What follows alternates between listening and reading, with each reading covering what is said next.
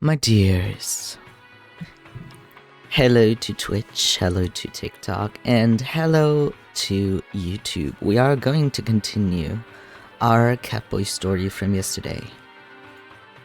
So, I hope you're looking forward. Hello, Queen Cheese. And, let's go and hope it goes as smoothly as yesterday. So, as a little summary, we went to sleep and had a dream, and this is where it's starting. Konoe woke up in a mysterious place. Various colors of light intersected. He felt as though his body was transparent and floating in water. His tail swayed lightly. He heard music but couldn't tell where it was coming from. It was both near and far. It enveloped him like a comfortable sleep, and he drifted off. Well, thank you. At this time, Konoe was so terribly defenseless. He thought he'd melt and become one with the air.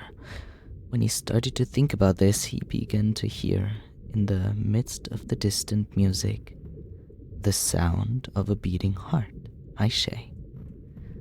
Thump. Thump. It sounded like the beating of his own heart. Where was he? Where was he drifting?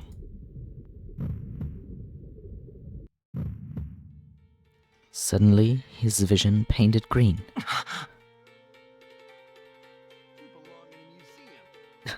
Thank you for the resub, Sethi. The green light surrounded him and he struggled to break free. Konoe felt something coil around his ankle. It was cold, thin and smooth. Before he could be certain of what it was, it forcefully started to climb up his body. Konoe felt a flash of resentment and tried to stop the coiling thing with his hand, but he could not. It easily glided over his chest and wound itself around his neck. Little by little, it tightened around his throat as if it enjoyed the feeling of squeezing tightly into his flesh.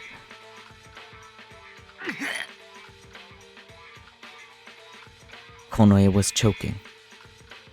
He recklessly tried to scratch at it with his claws. Something broke off and fell. Konoe's eyes rolled about desperately. A green scale had fallen on the translucent floor. Then he saw the edge of whatever was coiling around him. This thing. A serpent?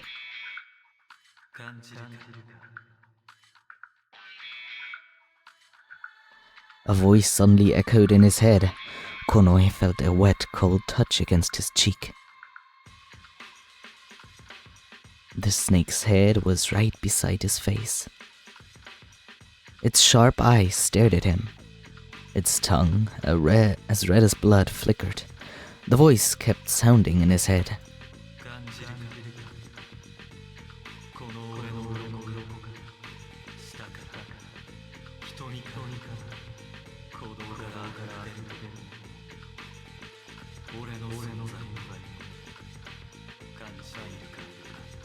I'm glad that it was yummy at least.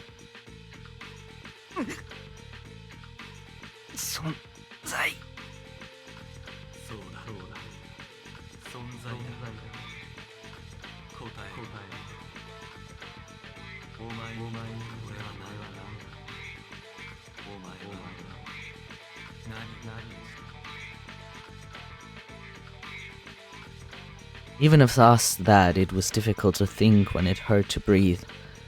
Konoe struggled, his hands clawing at the snake's scales, his feet kicking wildly, all in vain.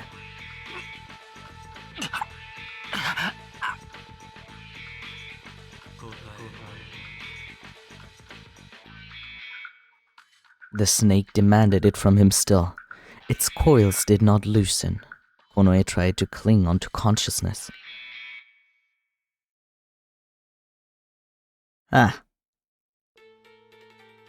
The problem is there are a few bad endings, and I do not know if there was a bad ending that ended in a very much not safe for Twitch scene so soon. so I'm just gonna save.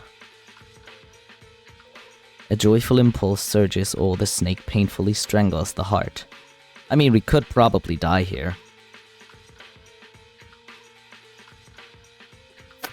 I'm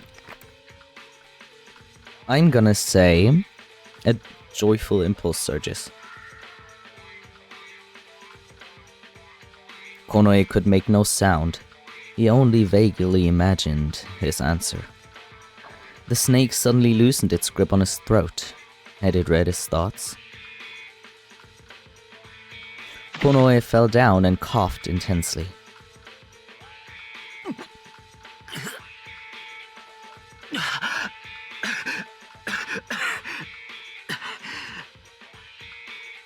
It hurt. Even though he was released, the feeling of being strangled wouldn't go away.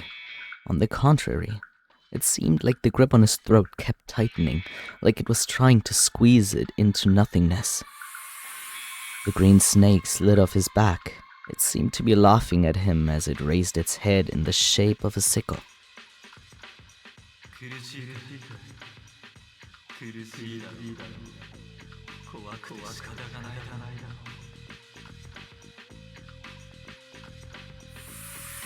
The snake opened its mouth wide, revealing 2 ferocious fangs. The snake approached, laughing. Konoe tried to escape by kicking off the ground, but he couldn't move his body. Saliva dripped from the fangs, and laughter echoed in the depths of Konoe's mind. The tightness around his neck was still there. He couldn't breathe any longer. His vision grew hazy. It was useless.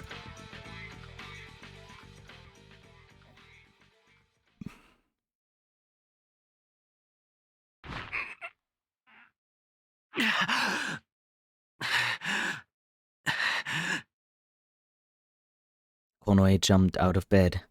His heart beat like a drum. His body was battered in sweat, as if he had been doused with water, and his breath was ragged with fear. What did he just see? What happened? Confused, Konoe lashed his tail repeatedly. That was it. A dream, just now. Only one word floated through his mind.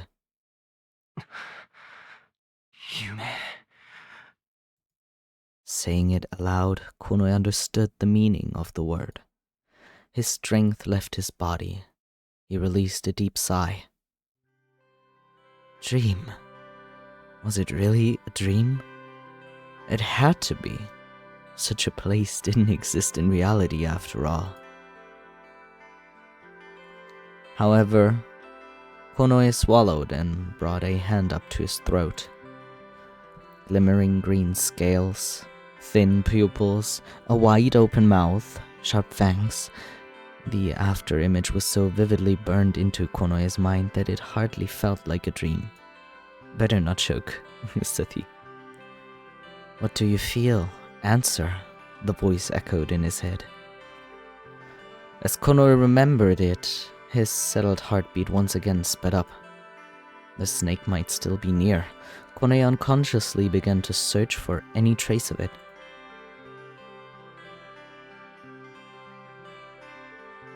The stillness of the night was the only thing to be heard. Konoe looked outside the window. The moon of shadow was floating in the sky. Trying to distract himself, Konoe stood up and approached the barrel of water. Taking off the lid and lowering his face into the water's dark surface. Suddenly, the water splashed. Konoe instinctively jumped back. The green snake came to mind again. Why was he so jumpy?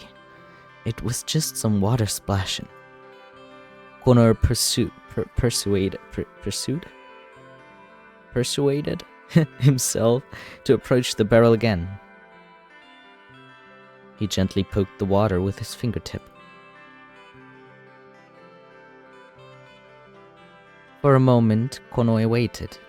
A small ripple spread through the otherwise unchanging water. It was ridiculous. He was acting so weird just because of a strange dream.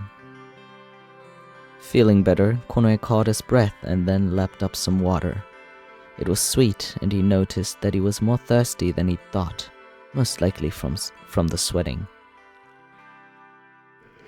Konoe wiped his mouth with his hand and sat down with his tail wrapped around his body. He stared at a point on the floor. Sleep was definitely out of the question now.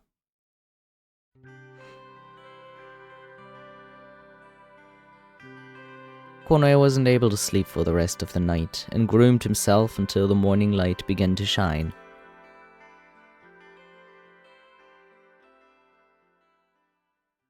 Konoe went for... Wait, what? Hydrate, you bastard! Hydrate! I will hydrate in a sec. I'm trying to pronounce this word. Reconnaissance? The next day, dragging along his body, heavy with lack of sleep. To be honest, he didn't feel particularly attached to his territory, but that didn't mean that he didn't need it. His territory made for important hunting grounds. Other cats may cause trouble. If Konoe left it alone for a few days, his scent would fade away, and other cats could claim his terrain as their own. So I have orange soda, I have citrus soda, and I have water. What do you want me to drink? The Ripika mainly marked their territory by scratching at the trunks of trees with their claws. Doing so left a scent mark, and other Ripika could identify the owner of the land through that scent. Okay, I'm opening up the water for you. Hear that sizzle?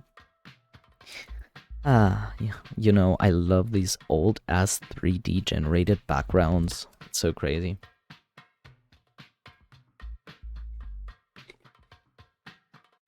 That's 2006 graphic, guys.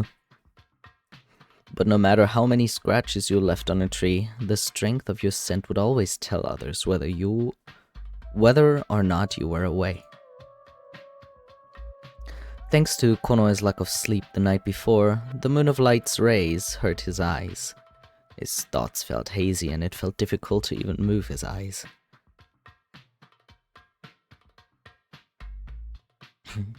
He happened upon a rare sight as he was walking to his territory. Several cats were crowding around a home and the atmosphere was tense. What was going on? Konoe came closer. Oh? He peeked inside the house. At the center of the dark house, two cats sat across from each other at a round table. One of them held a ladle which was filled with a black mass. Maybe it was a divination. Heated clay was scooped up, and from the pattern that resulted, someone's future could be foretold. It was Ribican tradition, and many cats relied on it. The cat holding the ladle seems displeased.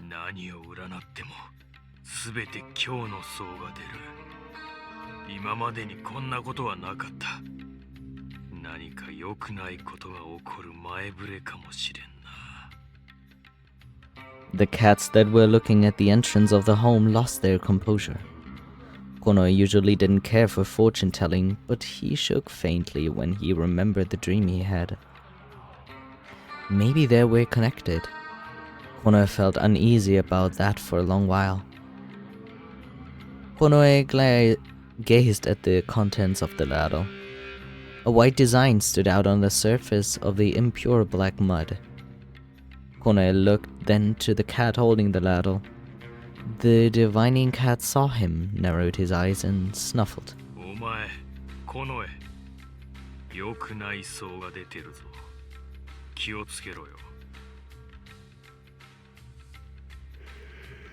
Maybe you did shoot it in your brain, Sephi.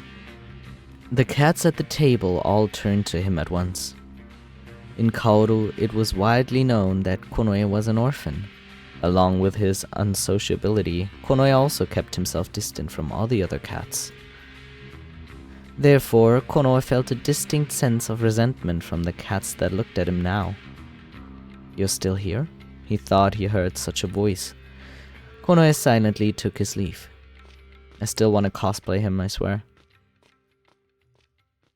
We love cat boys in this house. Something bad was coming. That's what the cat had said. But divinations weren't exactly reliable. Instead, Konoe focused on hunting and guarding his territory. By the way, just for your information, we're like 1 hour and something into this game and we have not met any of the love interests yet. His territory had not yet been eroded by the void. When he stepped on a plant or on the earth, it still felt familiar to him, like it always had, and he felt slightly relieved. I thought we did. No, there's 3 romanceable characters in this. I already know who I want to pursue, because I love him a lot. So we will see how that goes. But we haven't met any of them yet. Konoe scratched at the trunk of a nearby tree while walking, renewing his scent. Konoe inhaled the scent of the air. No intruders today. Perhaps it was because of the void, but lately a lot of cats' territories were being disturbed. Konoe finished surveying his territory, bagged a few nuts and medical herbs he'd found, and returned home.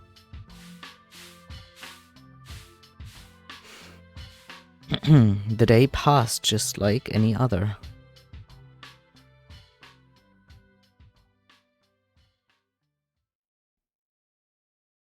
Konoe stopped on the way home.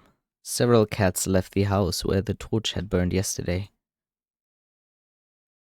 A slender cat walked alongside the village elder, his eyes downcast. He would be the sacrifice. A bandage covered a wound on his arm. His partner from the night before was nowhere to be seen. Konoe figured that would be the case. The feelings that flowed from the cats were wrought with pain. Konoe wouldn't be able to just see him off quietly.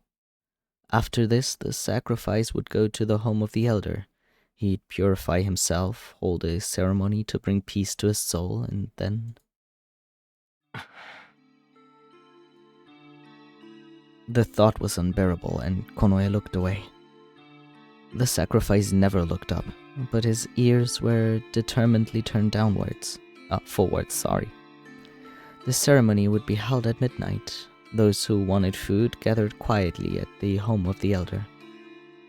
Konoe thought that he would never join them, no matter how hungry he was. Maybe the sacrifice's partner was also thinking just the same. Konoe synthesized. It made his chest ache. Sacrifice. As long as you were a cat of Kaoru, you could not escape from this law. Law?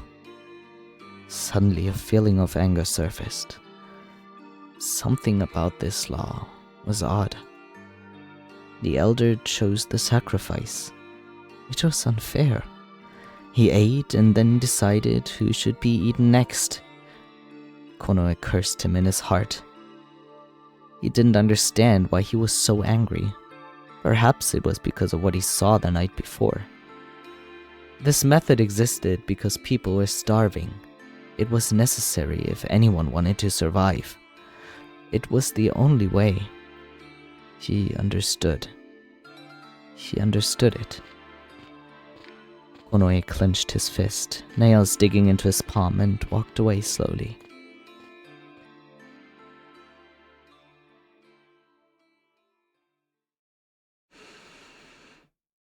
Oh, Sethi, I just saw, that there is a Sleep Token fan meetup at Dokomi on Saturday. I thought you might want to know.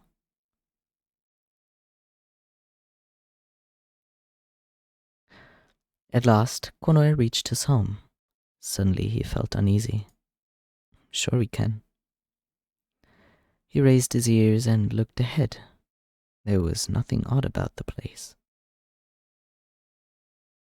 But still, he remained in place for a while and thought, Haiti. Maybe he was becoming oversensitive. There was nothing strange. It was just his home, same as always.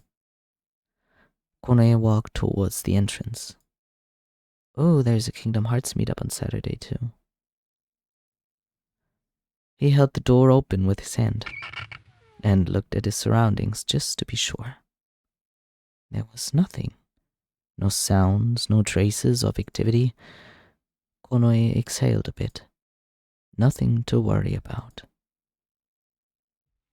His tension fading, Konoe dropped his gaze to his feet and froze. Snake. No, it was a trail left behind by a snake. His whole body shuddered, his pupils widened, and Konoe erased the trail left with his foot.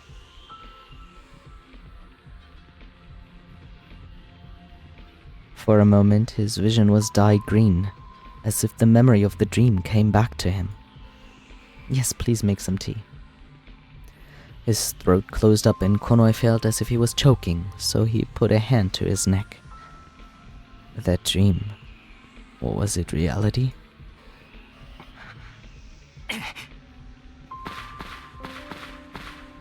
He viciously trampled the snake's trail with all his might. Again and again until there was no trace of it left. All he saw were some marks that looked like a snake's trail. It wasn't related to the dream, just a real snake passing by as they usually did. There was no meaning to it.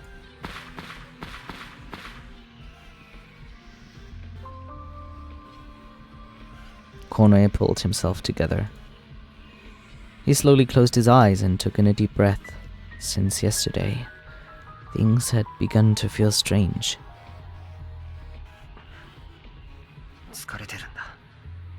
He muttered to himself. He opened his eyes again and looked at his feet. The ground was a mess and the trail had disappeared. Konoe decided to just head inside and go right to bed.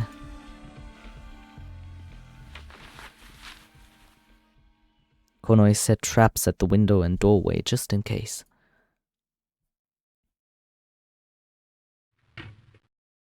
He tossed his bag aside and groomed to calm himself down. After that, Konoe curled up and went to sleep. The nightmare came again that evening.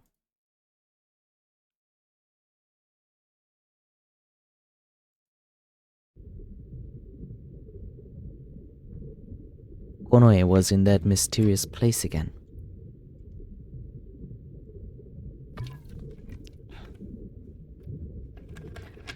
Just the same as last night, Konoe drifted softly and a faint light bloomed in front of his eyes. He could hear pulse. Just like last night, a light overwhelmed him, but this time it was not green. A yellow light covered Konoe, blocking his view. It was so brilliant and bright he couldn't see a thing. Konoe contorted his face as he tried to open his eyes and draw a breath. A cold touch coiled around his ankle. At once his blood curdled. A serpent. Just like yesterday's dream, the snake coiled around his throat.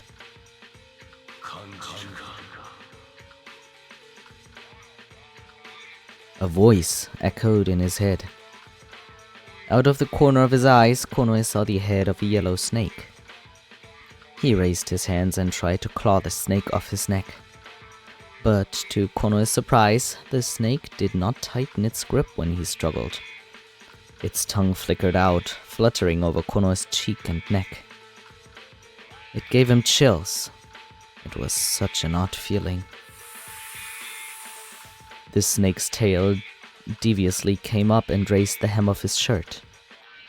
Its skin felt slimy, and as soon as it touched him, Konoe trembled. Each time its smooth body shifted over his skin, he felt a sensation that was difficult to describe. Unintentionally, Konoe's ears turned down and he held his breath. The snake traced his body with his sharp tail as if it knew him. やめろ感じるかこの俺の鱗から下から瞳から鼓動から溢れ出るもの俺の存在を感じているか The snake whispered. It kept inquiring. 答えろお前にとって俺は何だお前は何を感じたんだ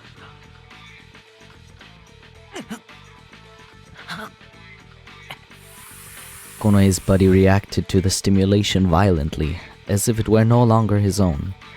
The snake's tail began to rub his groin through his clothes. Konoe grit his teeth and twisted to escape the caressing of the snake. Still, the snake demanded. 答え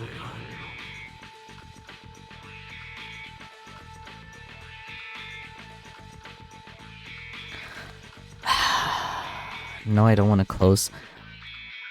The thing is, I have to save every time because giving one wrong answer here could mean that, like, in the next few dreams or whatever, I'm just gonna stir straight into a bad ending. And that's not what I want. I don't want a bad ending. I want a good ending. I've had luck with all my visual novels before. Like, you know, A Date with Death and stuff. Always got the good ending. The thing is, I'm not sure which one is good and which one's bad. I'm gonna go for molestation. Konoe could not escape this if he did not answer. He knew this through instinct and tried to think in earnest. Konoe did not speak any words, but the snake stopped its movement. He wondered if it had read his thoughts, like the green snake. The caresses stopped, but the slime still glistened on his skin. I do wonder though, snakes are not slimy. Where's the slime coming from? The yellow snake began to move deliberately, its wet belly undulating. Undulating? Ovulating. 欲しいんだ本当は欲しくて欲しくてたまらない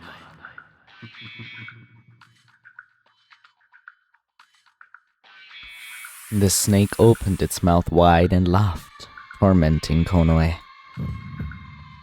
Heat flared up in the depths of Konoe's stomach. It was a sensation that he had not felt before, completely unknown. He couldn't help but want to escape, even if this was just a dream. The snake's scales shone and glittered with slime. Konoe wanted to throw off the snake, but his body couldn't move. His body ached with desire, but all he could do was double over. The snake's sharp eyes approached his side. It was impossible to turn his face away from it. It laughed at Konoe and its tongue flickered in and out, teasing the nape of his neck. Touch.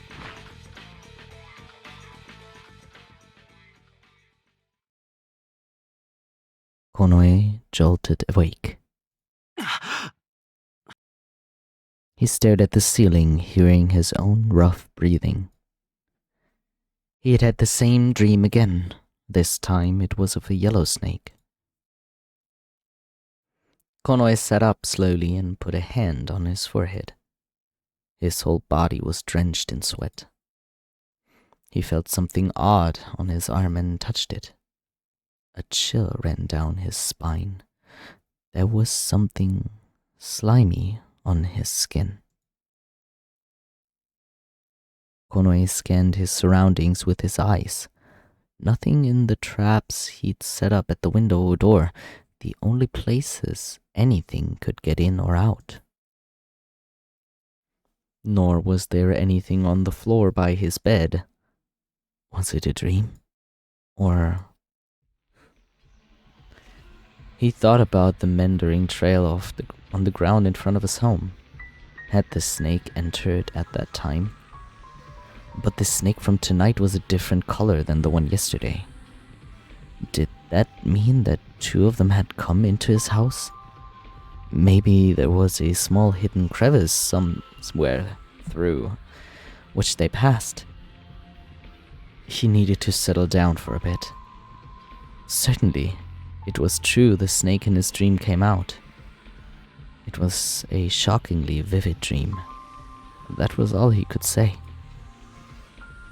Konoe sighed sharply and lashed the ground with his tail. Dust danced in the moonlight that illuminated the room. Tomorrow, he would search. He couldn't be certain that there wasn't a secret entrance into his room, home. After grooming himself for a bit, Konoe wrapped himself up in his sheets.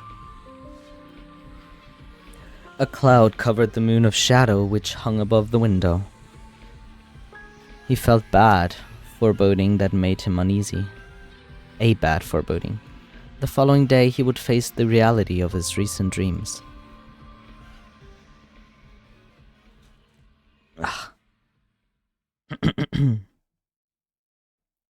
The next morning the sky was already blanketed with thick clouds, and it seemed as though it would rain. Konoe didn't get much sleep again that night, so he got out of bed in the early afternoon.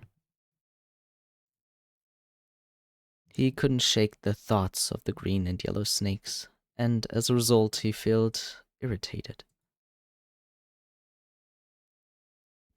The first thing Konoe did when he got up was check for any holes through which a small animal could have crawled into his home.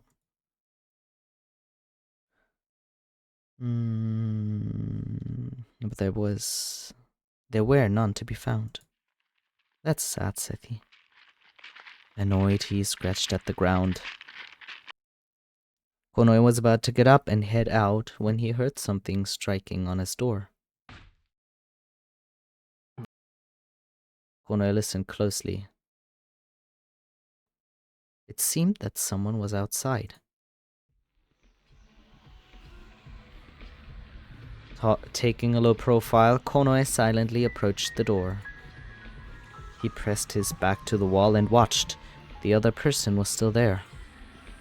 Konoe still heard restless breathing. Was this person injured? Not dropping his guard, Konoe tried to carefully open the door. Through the gap of the door, he saw the clothes of the other person. Oi. Konoe called out. There was no answer. Suddenly, he felt a force against the door. This was bad. Konoe pulled back at once. The door flew open and a cat pounced.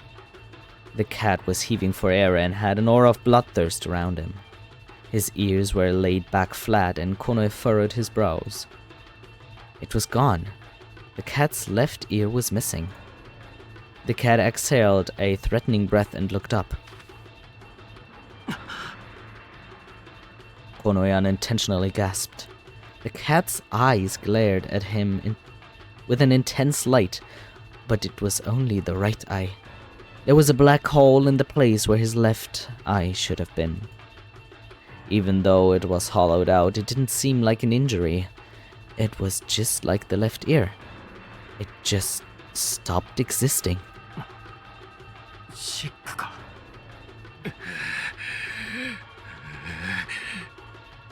The cat bared his fangs. The sickness. It was a mysterious disease that became widespread about 3 years ago. Organs would disappear overnight, accompanied by fever and excruciating pain. The mortality rate was high. The onset rate was low, but for females it was different. The onset rate was high for them, and death was almost certain. Because of this, females were scarce. Your brain is gone? Well, maybe. The cat raised his voice in a cry and pounced. He lashed out with his sharp claws. Konoe jumped back immediately to retaliate. However, it was hard to do in such a small space. The cat scowled at Konoe as if upset that he had returned his attack. There was no light in his eye, as if he had lost his sanity. The cat kicked off the floor and threw himself on Konoe. Konoe dodged the arm that lashed out and retreated into his room. Konoe fixed his eyes on the cat. He remembered this face. That was it. Was he not the companion of this sacrificial cat?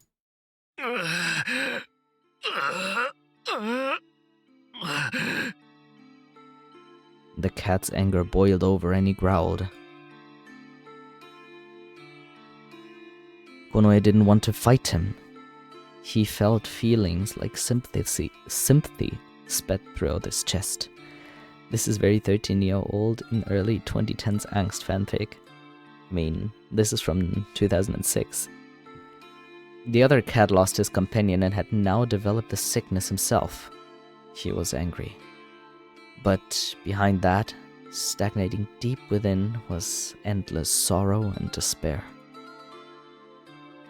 Konoe lost the will to fight and relaxed his body, his bristled tail returning to normal. The cat looked at him curiously for a moment, but then his expression intensified and he bared his fangs, as though he thought he was being mocked. The cat's eye gleamed and he rushed forwards a third time. Konoe jumped aside and struck back to push the opponent against the wall. The cat failed to land his strike and flew into the wall. The cat now fell down in a whirlwind of dust, no longer moving. Konoe approached the cat. He looked at his empty eye socket and found it unbearable. The cat grimaced in pain and panted lightly. How did you get the game?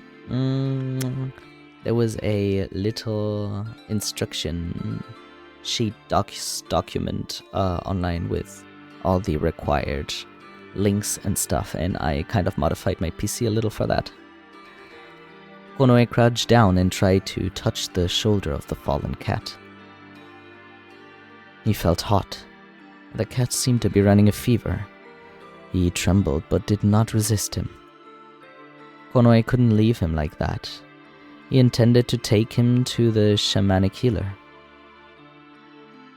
There wasn't any medicine that could cure him completely, but at least it could ease the pain somewhat.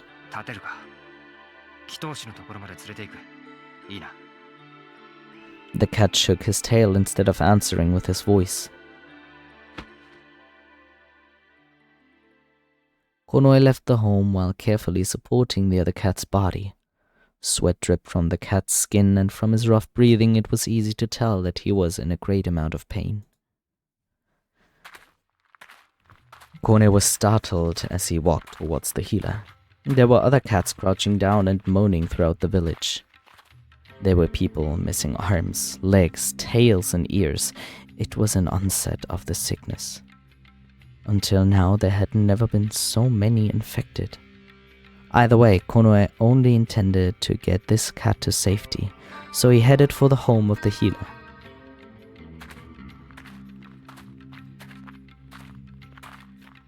Other diseased cats were entering the healer's house.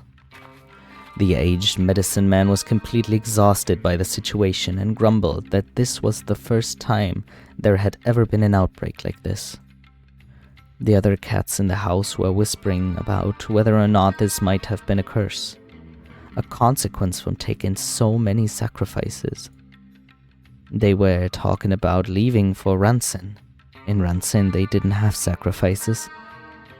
Konoe heard that the void's damage also wasn't as severe there, so he understood why they were considering it. I need to drink more. Wet my throat.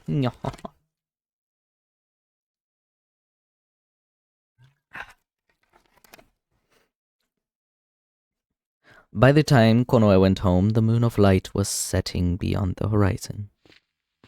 If it was decided that there was no saving a person who was infected with the sick person was set aside as food. Understanding this, Konoe felt disconcerted.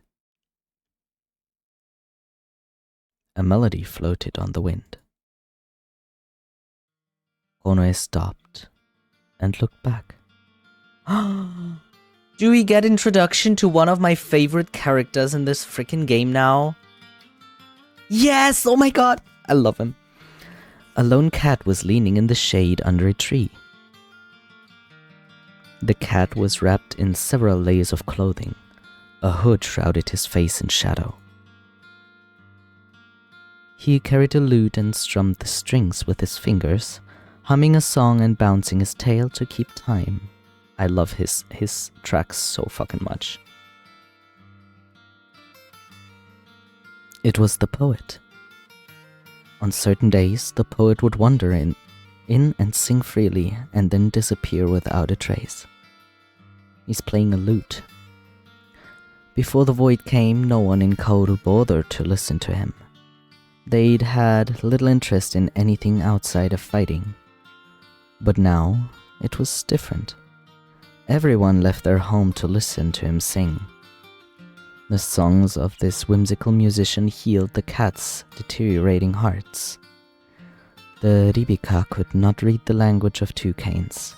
Instead, they often used song, pictures, and letters that they created themselves to convey their thoughts. Songs were important. In battle and in daily life, one could not do without them. If he looked around, Konoe could see that several cats were enchanted by the poet's song. The poet cat sang in a relaxed, low tone, a delicate sound echoing whenever his fingers plucked the strings. It was an incredible harmony of voice and sound, and Konoe began to walk towards the poet. He kept a modest distance and sat down, tense for some reason.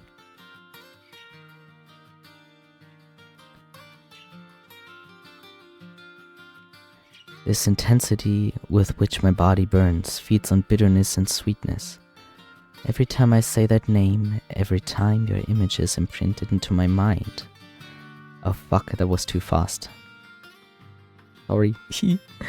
Konoe closed his eyes. The poet's voice gradually permeated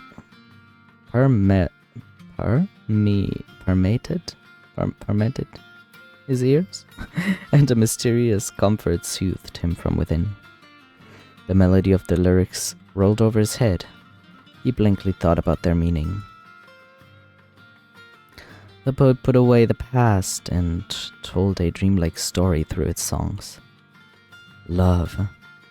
How many cats believed in such a thing now, in a world where they devoured each other just to survive? The sudden decline in females had weakened the cat's instinct to bring up another generation. Perhaps because of this, a lot of cats engaged in same-sex relationships. But as a species, they had not lost the need to struggle on. In their everyday lives, fearing death and starvation, they could not waste energy on things that were unnecessary. Thus, Rebecca has distanced themselves from romantic dreams of love and affection. The bittersweet flames, where do they now flow? Feelings flowed from the voice of the poet to Konoe's heart. He noticed he began to purr and wondered if maybe this was a love song. Although it was stifling, it was also a delightful and mysterious feeling. Konoe slowly opened his eyes as if coming out of a dream. いい歌だな。 Konoe murmured the words without thinking. The poet stopped singing and turned his face towards Konoe. His lips curled into the faintest of smiles. His fingertips danced over the strings without care. Konoe felt his tail bristle out, though he didn't know why. For some reason, he began to feel a little sad. Konoe stared at the poet. What was this sensation? Though he had listened to him sing before, this was the first time he'd felt this way.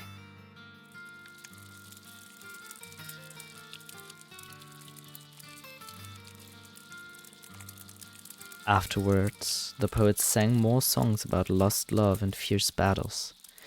Eventually, he stood up and departed from the cats who were indulging in his music. Seth, it does not sound like you're gonna be going to work tomorrow if you feel like this. Konoe, who'd listened to the very end, now looked up. Where was he going? Would he leave this village?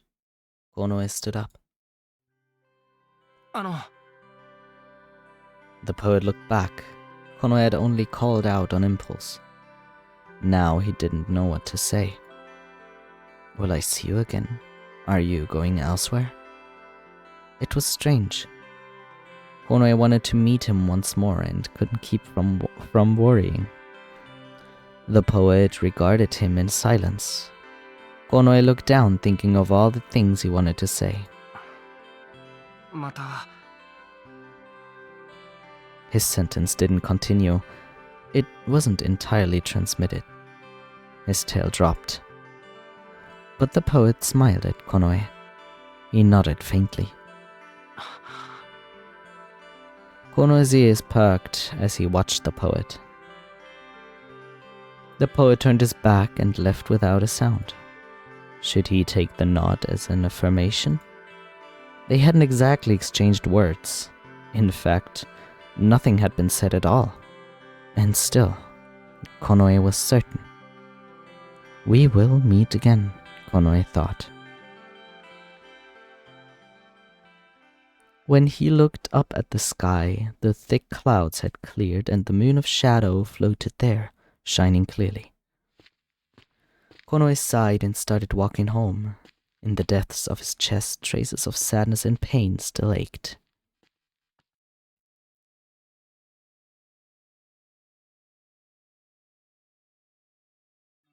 Feelings of sadness and pain. Were those part of love and affection too? His mother and father must have felt that way. Before he was born, such feelings must have overflown in Sisa. What kind of world was that exactly? One day he'd know, so Konoe thought.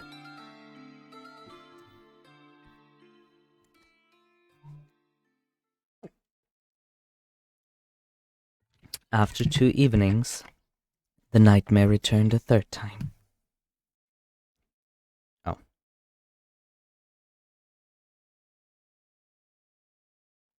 Konoe needs a hug. He does. We all do. Now, who do we have today, blue or red? What do you say? Konoe was in the mysterious place again tonight. He heard music in the distance and drifted as if floating in water. It was the same dream. Suddenly, an intense pain rang through his left ear. It hurt enough to make Konoe grimace, and he was startled when he reached up to touch it. It was gone. His ear had disappeared. He touched only thin air. This couldn't be happening. He groped his hair frequently, trying to find it. This time his left eye ached and his blood went cold. Konoe was unable to touch his left eye. Instead, he felt a gaping cavity in his face. He was sure he'd disappear just like his ear and his eye. Was this the sickness? He'd caught the sickness. Wait a moment. This was a dream. He should have thought about that a while ago. Konoe tried to settle down, but his ears and eye ached. It was so painful that he had to question whether this was a dream or reality. Then the pain surged through his left arm, and then his left foot. He was frozen in fear and could only stare. He couldn't find strength. It was like all he could feel were fever and pain. Were these symptoms of the sickness? Was he doomed to die this way? If he was dreaming, then he'd wake up when he died. Konoe saw his tail out of the corner of his eye. It crumbled before his eyes like a pastry until half of it was gone. Konoe was gripped by endless despair and fear. Suddenly, a strong light enveloped him. This time it was neither green nor yellow. The light was deep blue. Something coiled around his right ankle. A slimy body crawled up, its scales glittering darkly. The snail coiled over his neck and whispered to him.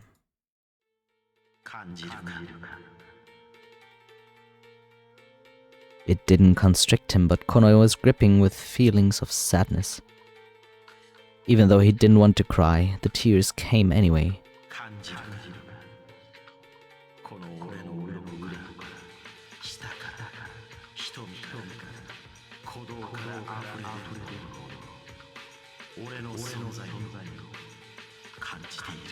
I'm literally Kotohona Katsura. Who's that? The blue snake questioned him, but Konoe was in no state to answer. Suddenly, Konoe's eyes felt hot and tears streamed down his cheeks. They overflowed and did not stop. He felt something wet on his left cheek. Tears must have been flowing from the darkness of his eye socket.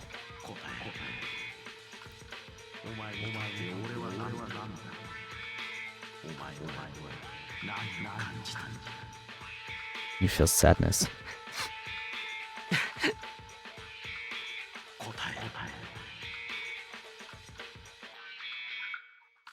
As he wept, Konoe remembered the green and yellow snakes. He could not be freed from this heavy sorrow unless he thought of an answer. An answer slowly came to mind somehow. A sorrowful impulse forces its way up. Yes, I did not save. I'm living risky. When Konoe thought of his answer, the blue snake stopped moving. Sad feelings poured out of his heart. The tears stopped. Konoe tried to shake off the snake while he suppressed his sobs. However, the snake drew his face to his left cheek and coiled around his neck. Its red tongue flickered and extended to the cavity where his eye should have been. The pain that had been masked by the sad feeling revived. The left side of Konoe's body screamed. The snake's tongue touched at the depths of Konoe's eye socket. Konoe felt a sharp pain.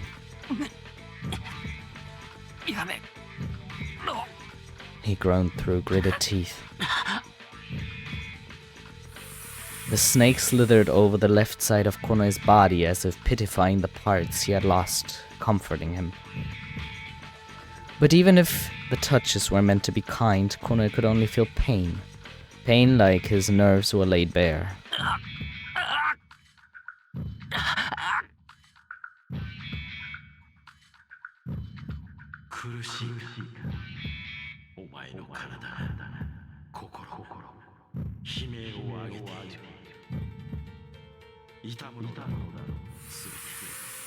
The touch of the scales gliding over his skin was enough to drive him insane. On the crystal blue floor, Konoe laid back and writhed. But no matter how much he moved, the snake never parted from him. The snake climbed up his left cheek and tried to enter his eye socket.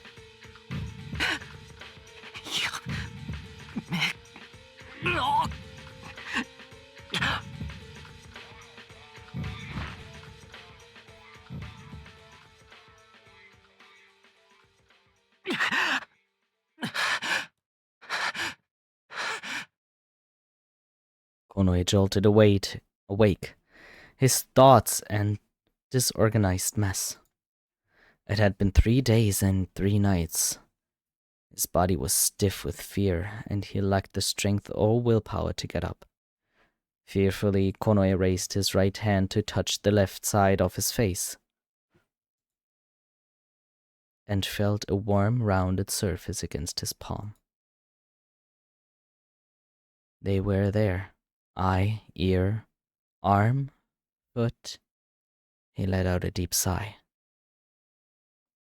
Konoe unconsciously let out another long sigh. When he closed his eyes, he heard the sound of his heartbeat. his pulse still startling fast. Dreams of green, yellow, and blue snakes, all in succession. It was strange to have the same dream over again. Something was going on. Something bad. Konoe sighed once more. Consecutive dreams, bad omens, and the abnormal onset rate of the sickness. The uneasiness he felt now began to feel justified. Konoe felt distressed. Konoe spat and scratched at the floor.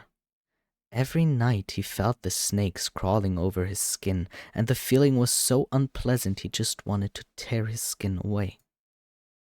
His worry turned into unbearable anger, and Konoe spent another restless night.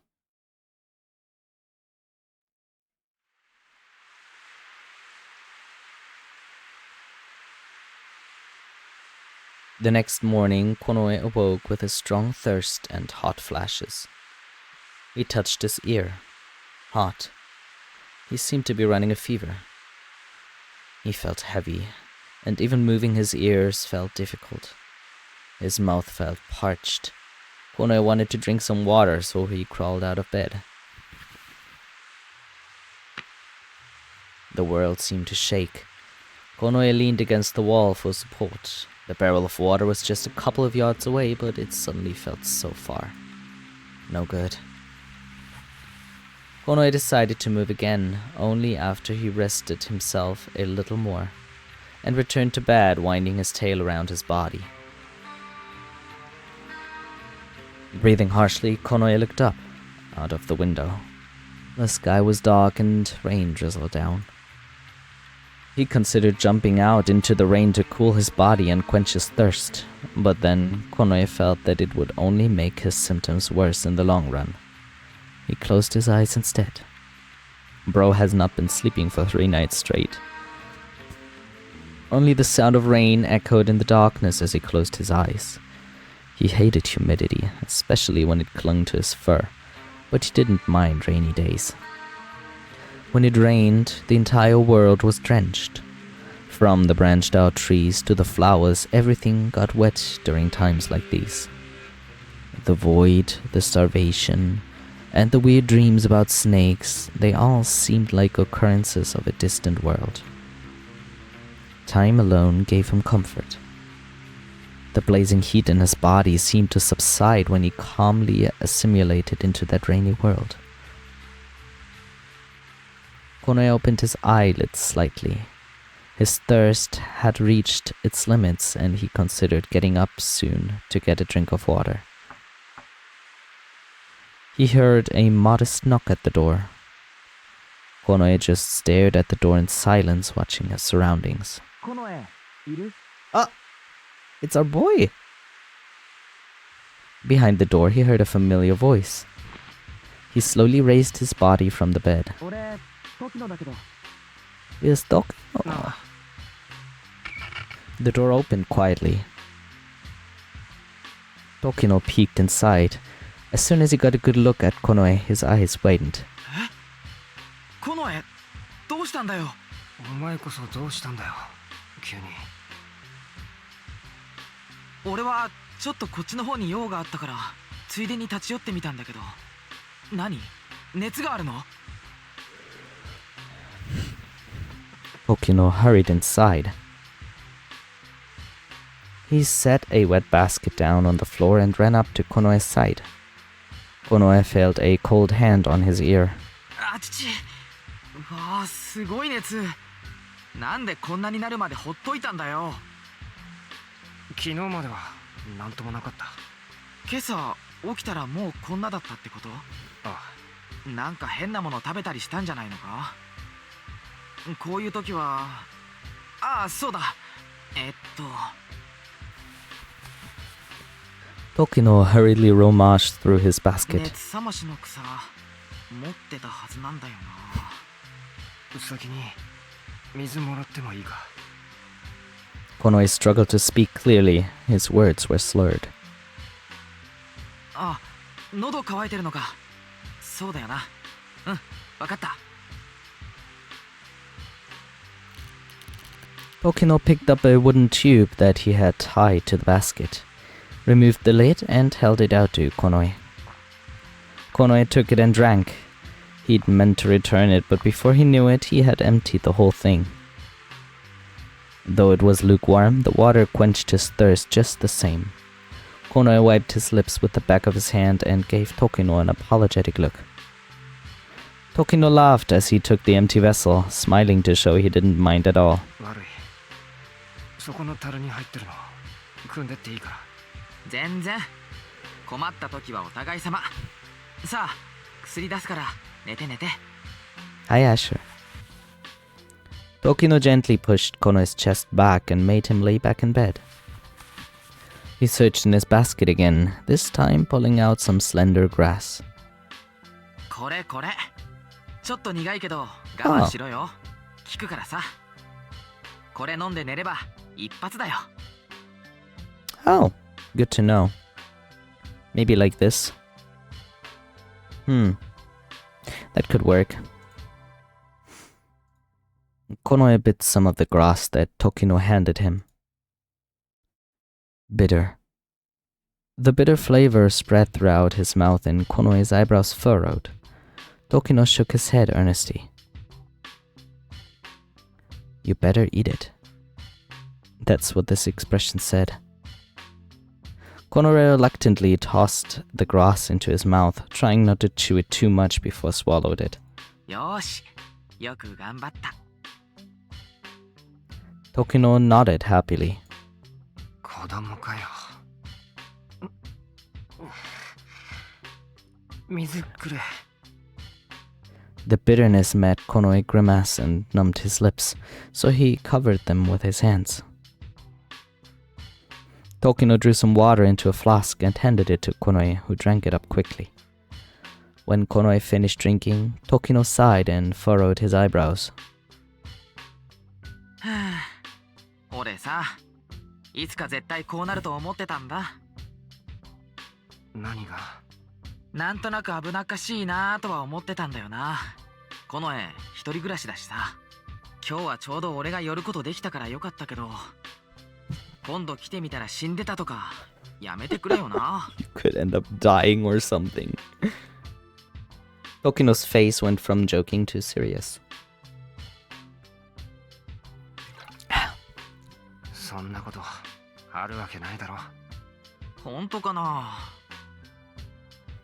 そうなる前にどうにかするよ。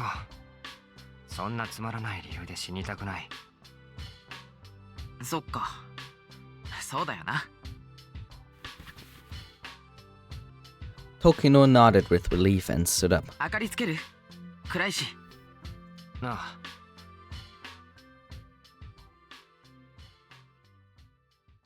Tokino approached the shelf where Konoe kept a dish of water and placed a guiding leaf in it. The room was illuminated by soft light.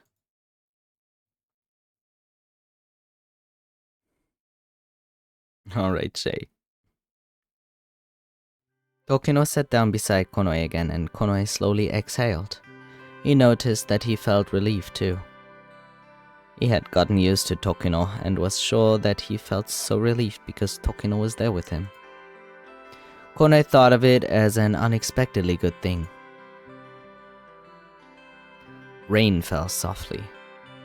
Tokino stared calmly out of the window. 最近おかしいと思わないか。 Tokino mumbled. He had spoken all of a sudden. 何が？いろいろ。シックの発症率とか、ランセンでもすごい数なんだけど、カローやこの近辺の村もそうだって聞いた。ああ。Ransen was in the same situation. The sick cat who entered his home yesterday now came to mind. At the same time, he thought about the dream he had last night and remembered his empty eye socket. He firmly squeezed his eyes shut and shook it off. この絵も突然倒れちゃうしさ。なんかあんまりこんなこと言いたくないけど、悪い予感っていうか、嫌なことが起こるんじゃないかって、そんなことを考えたりしちゃってさ。Tokino looked at Konoe. The round pupils of his worried eyes reflected a small bit of light. It was true. Weird things were happening. Now Konoe knew he wasn't the only one who had bad feeling about it all. Really, everyone probably felt this way. Something bad was going to happen. 夢を見るんだ。夢？蛇が出てくる夢だ。ここ3日間連続して見てる。連続して蛇の夢を？なあ、それも毎回同じような内容で、違うのは蛇の色ぐらいだ。3回とも蛇に同じ質問をされる。答えろ。お前にとって俺は何だ？そんな夢を3日連続で？なんか気味悪いな。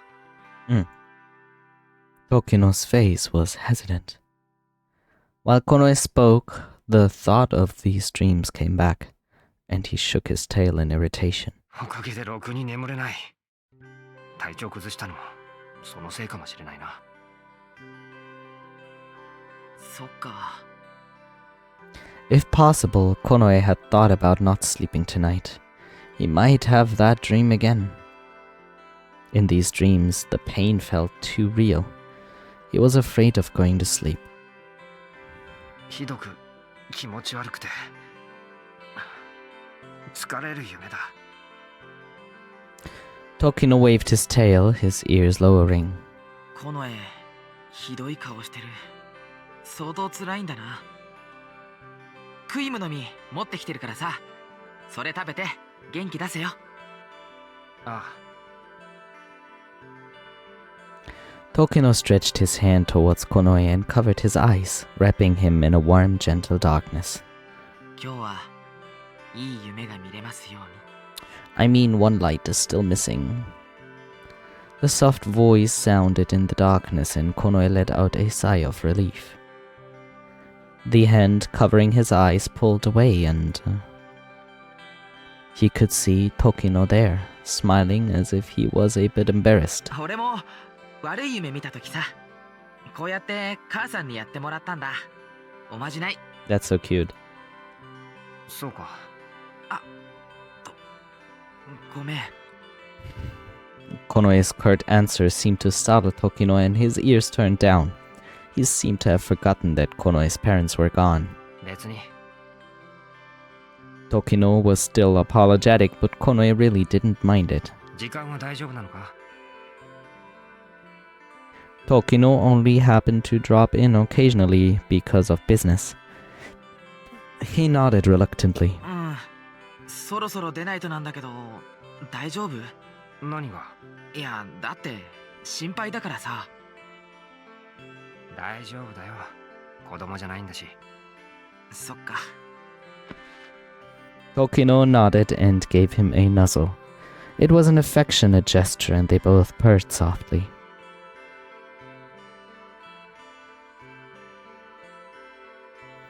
Tokino pulled something from the basket and set it down near Konoe, then slung his basket over his back and stood up. これ、薬草とクイームの実。ここに置いとくから、どっちもちゃんと食べろよ。わかった。じゃあ俺行くけど、絶対無理しないで、しっかり休んで治せよ。ああ。 Gay. Tokino smiled and left Konoe's home with a swish of his tail. When Tokino's presence disappeared into the sound of the rain, silence returned to the room where Konoe now sat alone. Konoe tossed about and averted his eyes from the door towards the wall. For some reason, he didn't like staring at the door after someone left. He shook his tail. It made a rustling noise. Would the medical herb work? All too soon, his excited breathing calmed again. Konoe stretched out and covered himself with his bed sheets, pulling them over his head. When he thought of the dream, he hesitated to sleep. Would another colored snake come to him in his dreams? Would it ask him those questions again? When he thought about it, it no longer felt like a coincidence. There had to be a meaning behind it. That was the only way it made sense. Wrapped up in the warmth of his sheets, he felt his eyelids gradually growing heavy. If he slept, Konoe might have the dream again. It would be great if Tokino's charm worked. If it did, Konoe would have to thank him the next time they met. These thoughts stayed on Konoe's mind as he fell asleep.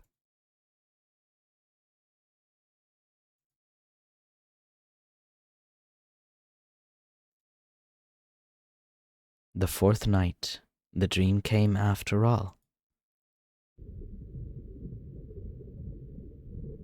Oh my god, no, Sephi. Konoe drifted in the mysterious space. Music echoed in the distance. It didn't take long for him to realize it was a dream. This time, it was dangerous. He struggled to wake, but his body wouldn't listen to him. He couldn't even move the tip of his tail. It was like he'd become an object, not himself. Before long, the pulsing sound started. This was bad. Konoe desperately wanted to escape. Light blocked his view as if ridiculing him. Oh my god, Seth, no. The fourth light was a vivid red, choking red. A choking red like a bloodbath.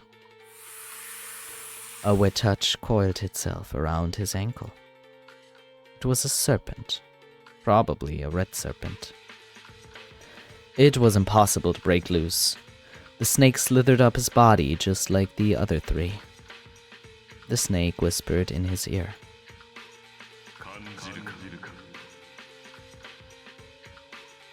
It gradually tightened around his neck.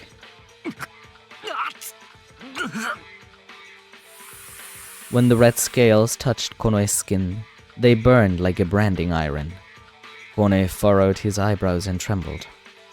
The skin on his neck burned and festered.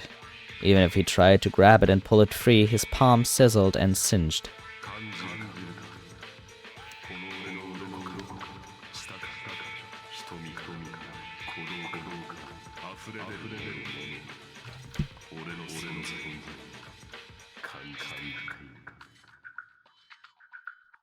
What was he supposed to feel?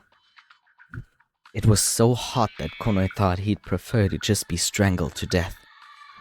It was hot. So hot. He heard the sound of flesh burning and the sound of fur sizzling off his skin.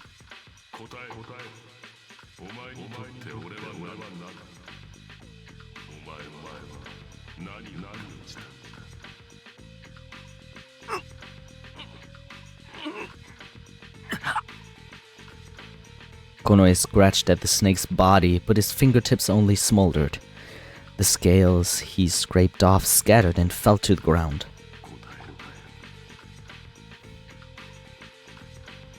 Konoe needed to answer. An answer.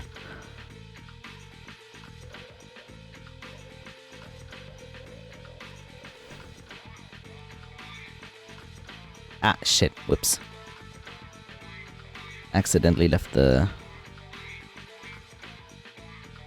So, maybe you have noticed some stuff, because this is like...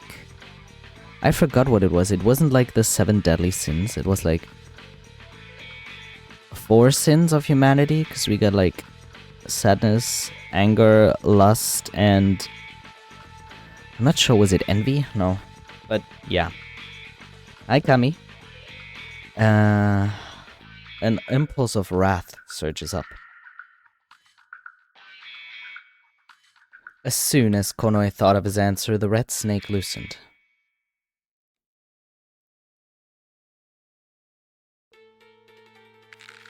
Konoe buckled down to the semi-translucent floor, convulsing.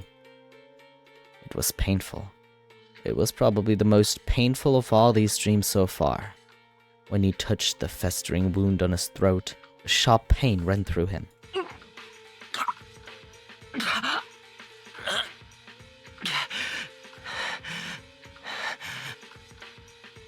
Konoe's tongue stuck out as he wheezed. At his side, he heard a sound like rising steam. His view, full of pain and heat, was colored red. It was the snake. The snake flickered its tongue as if it were spitting out flames.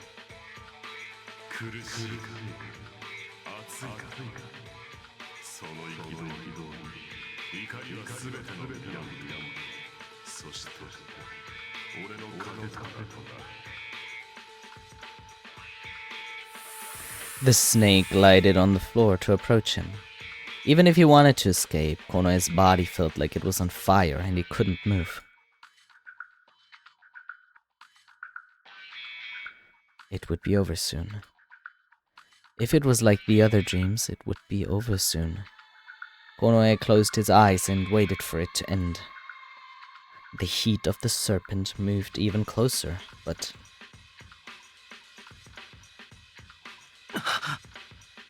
the dream, the nightmare, did not end.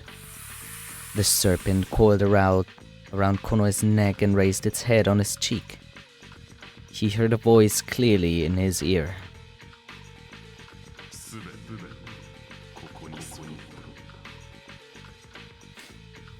The red serpent.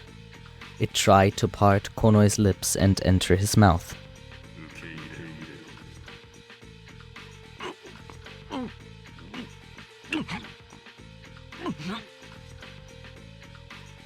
Konoe twisted his body in surprise, not understanding what was happening. Because of the disgusted reaction of his body, he was going to try and catch that snake, but it entered his mouth without letting itself be caught. It slid from his mouth to his throat and kept going further down still. Tears of pain ran down his face. He couldn't breathe. Konoe felt like violently retching.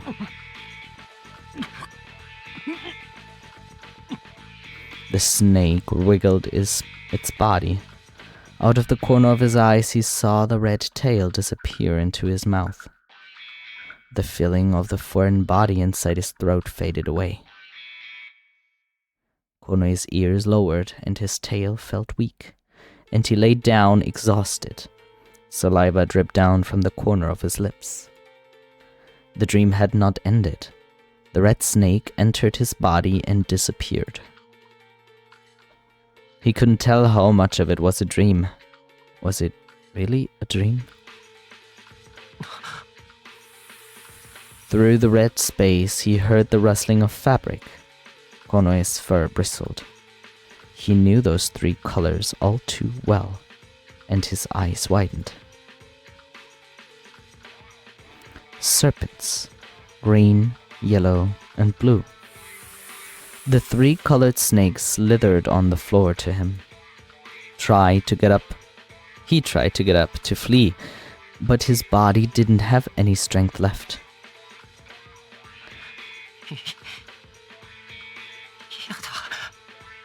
Konoe muttered without blinking. The green snake touched his trembling lips. A strangely pliant mass parted them.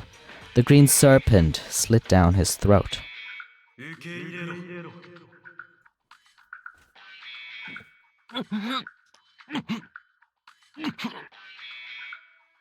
Konoe's voice wouldn't come.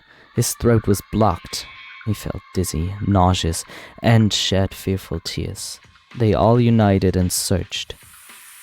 Like the red snake, the green snake disappeared into his body. Then the yellow and blue ones.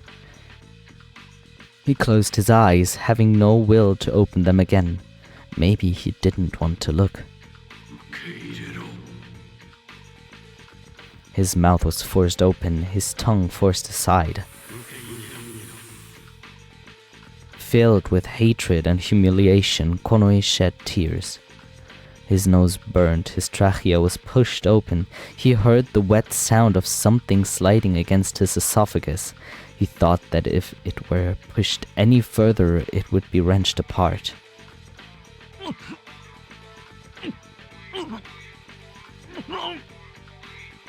His consciousness clouded. Konoe just wished this would be over soon. This was no dream.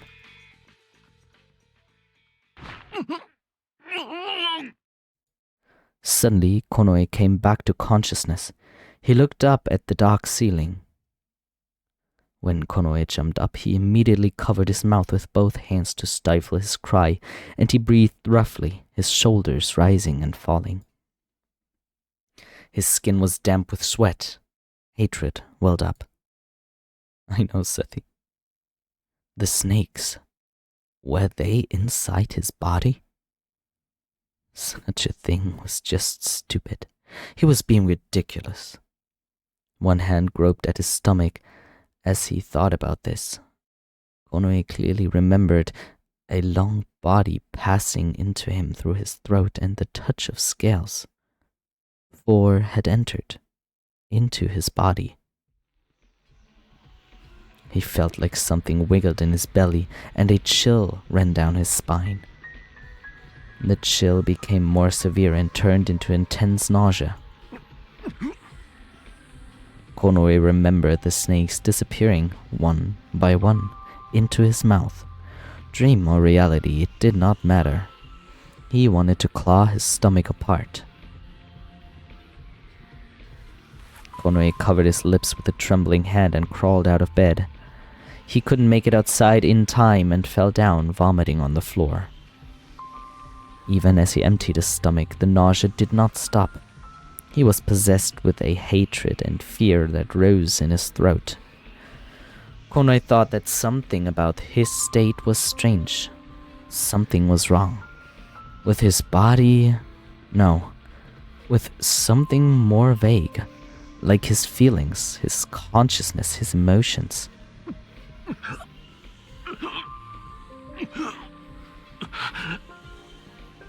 It hurt. It felt so painful. Konoe started vomiting stomach acid and began to shed pitiful tears. Bye, Alex. He continued to vomit until his cheek met the floor and he passed out.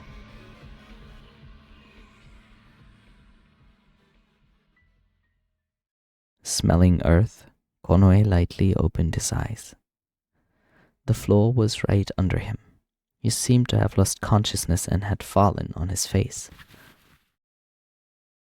When he raised his head, he felt it ache and he grimaced. His mind felt dim and heavy, his thoughts dull as mud. When he tried to rise, Konoe noticed his body was oddly stiff. He felt a terrible cramp in his stomach. A different scent rose along with the scent of the soil, and Konoe finally began to remember the night before. Yesterday he had a dream. A bitter thought spread throughout his mind, and Konoe bit his lip. Konoe couldn't even tell if he was dreaming. He had vomited until he lost consciousness. How deplorable. Konoe slowly got up. He swayed unsurely on his feet. Whenever he moved, his head began to ache again, and Konoe put a hand against the wall, gritting his teeth and slowing his breathing. The remnants of what he'd vomited up were still on the floor. He cleaned it up with a broom made of branches, then covered it with sand. Scooping water from the barrel, Konoe rinsed his mouth and washed his face and hands. The outside world was already tainted with the color of the moonset. How long had he slept? Konoe sat on his bed and felt like he was sinking through the floor. Konoe lay down and solemnly looked at the dark room. He didn't want to think about anything. Konoe was certain his thoughts would only be of terrible things. Instead, he decided to groom and stretch his arm out slowly to do so. It was a habit. If he did it frequently enough, Konoe could stifle his feelings. He stopped, his tongue still sticking out. Something felt wrong when he regarded his arm. He was at a loss for words.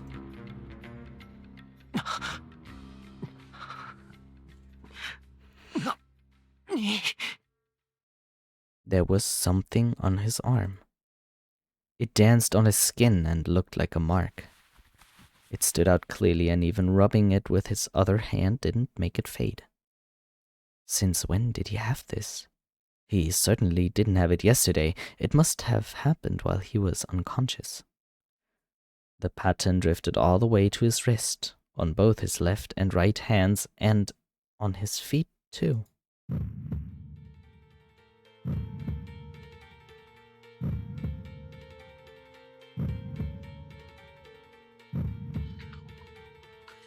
His heart beat painfully. It seemed to pierce through his body, trying to escape. Konoe broke out in a cold sweat. His vision became hazy and his ears rang. When Konoe fell to the floor with a jerk, he began to rub sand against his arms and legs. Even though his skin began to turn red, he kept rubbing. Still, the black marks remained. Konoe flung sand at the floor with all his might, becoming more and more confused and irritated. He felt like tearing up all of his furniture. He harshly clawed at the floor. Unable to keep still, Konoe began to pace around his home, lost. He didn't understand why this had happened at all, and in his state, he couldn't go outside. In the small village of Kaoru, the cats didn't seem to interact very much, but the ties between them were unexpectedly strong. This was something Konoe couldn't fit in with. Furthermore, the cats of Kaoru weren't exactly tolerant. Even if he were brethren, he would be exiled if deemed a threat. Then there was the mental state caused by the poverty. If discovered, he didn't know what would happen. Close relationship with other village cats didn't matter. Even those without any close friendships could still live alone without accommodation. However, the home in which Konoe lived had memories of his mother, memories of his childhood. Therefore, this was one place he always wanted to remember. Leaving the village would be the same as throwing away the memories of his mother. It was the only thing that brought him warmth. He didn't want to lose it. Konoe suddenly stopped pacing and looked back at the door. A cat had arrived. Visitors were usually rare. Why now, of all times? Konoe heard knocking at the door. コノエ、いるか? This voice. It sounded like Sin, the hot-headed cat with whom he'd settled a territorial dispute the other day. 俺、死んだけど。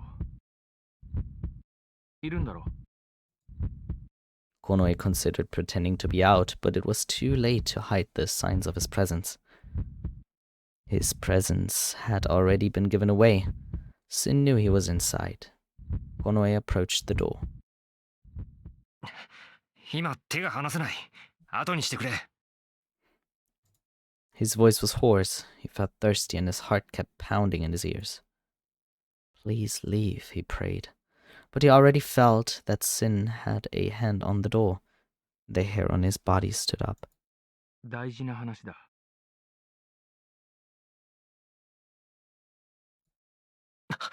開けるな!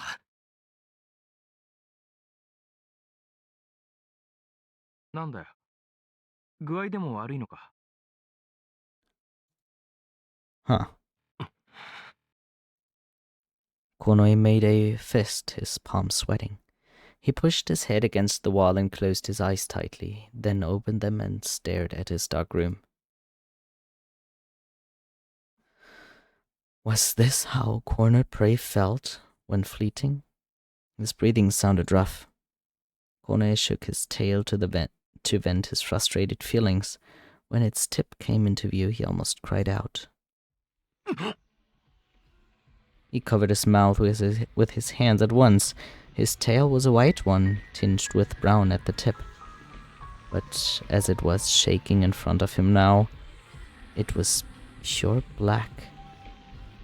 Konoe couldn't believe his eyes. He caught his tail and drew it towards himself. He tried to rub it, but the color still remained. It was an ominous black, dark as night. He heard Sin sigh through the door. わかった。でも大事な話だからここで言う。 Konoe didn't want to make his frustration known. He tried to steady his breathing. 長からの通達があった。これでわかるよな。 Sin's voice sank darkly. A message from the elder. Konoe's views shook greatly. Did that mean he had been chosen as the sacrifice? His whole body stiffened and his hands felt numb. His vision narrowed and darkened. A sacrifice, eaten alive, his flesh torn apart while he still lived.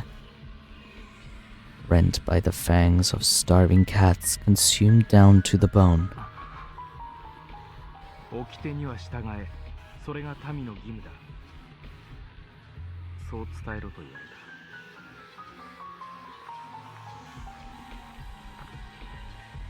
た。 Sin fled.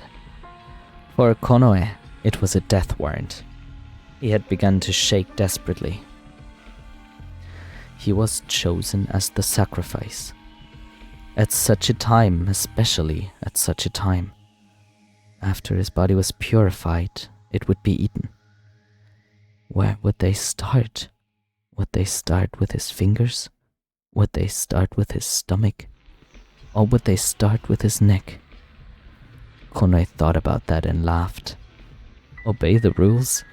It was his duty to their people? It was ludicrous? He felt like he was going mad. Konoe cast his eyes to his arm with its hateful markings. Because he'd rubbed sand against it, the skin was now red hot. His tail shook at the edge of his view. What he saw wasn't a mistake. Now he understood how the cats who developed the sickness must have felt. Nothing mattered. Despair was steadily drawing near.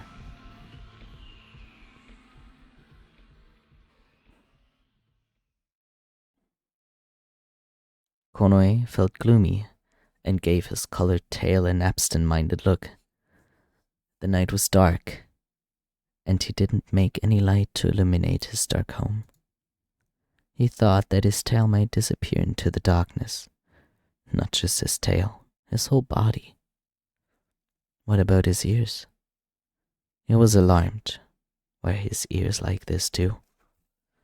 Konoe couldn't see them unless he could find a way to view his reflection. He remembered that he had a fragment of reflective glass and reached out to the shelf. It was a strange shard that he picked up from the remnants of 2 canes, and it allowed him to look at himself. Konoe raised the fragment in front of his face. Against the background of the dark room, his blonde hair was reflected. Among it were 2 pitch-black ears. どういうことだ? It came out unintentionally. Konoe was struck by a feeling of weariness and returned the mirror to the shelf. His eyes couldn't focus well. The edge of his view was a hazy white, and everything faded away. Jet black ears and tail. This was really bad. When the one with black ears, a black tail, and black markings appears, the world will be swallowed by evil. It was a legend from the old days. Poets often sang songs about it. He had heard them before. Cats with black ears and a black tail were rare. Therefore, they were despised as symbols of ill omen. That Konoe's appearance matched the legends perfectly. If he was seen by the cats in Kaoru, it would be the end. He would be killed for sure. They'd remove the existence of the cat who brought evil to the world, and they'd erase the fact that such a cat would be one of Kaoru. They wouldn't hesitate, not against a cat with no family who kept to himself. he was seized by scorching vexation.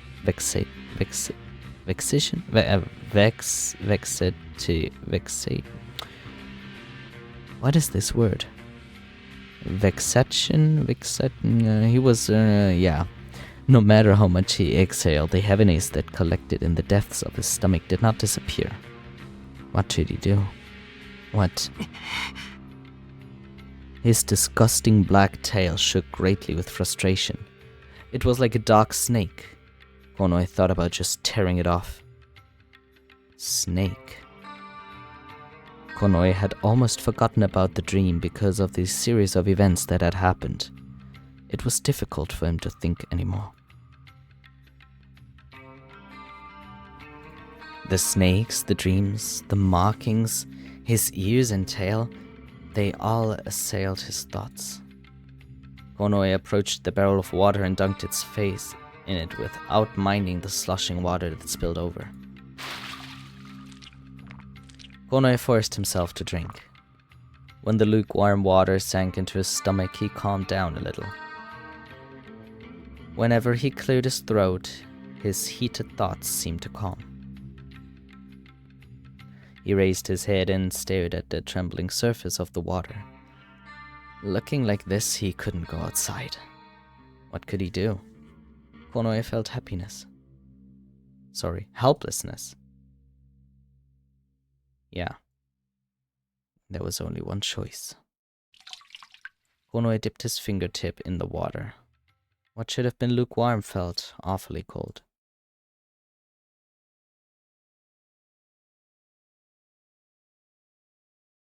He stood up, put the lid back on the barrel, and leaned on it afterwards. For a while, he looked up at the ceiling and thought.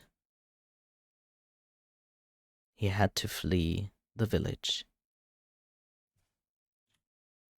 And since little me has been reading for 1.5 hours, I think it's time for a break. Since I still had a few things to do around the house.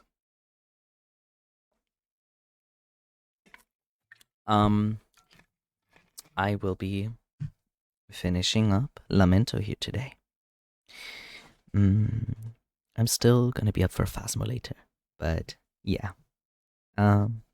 Goodbye to TikTok and YouTube and Twitch, and I will be seeing you in the next few days.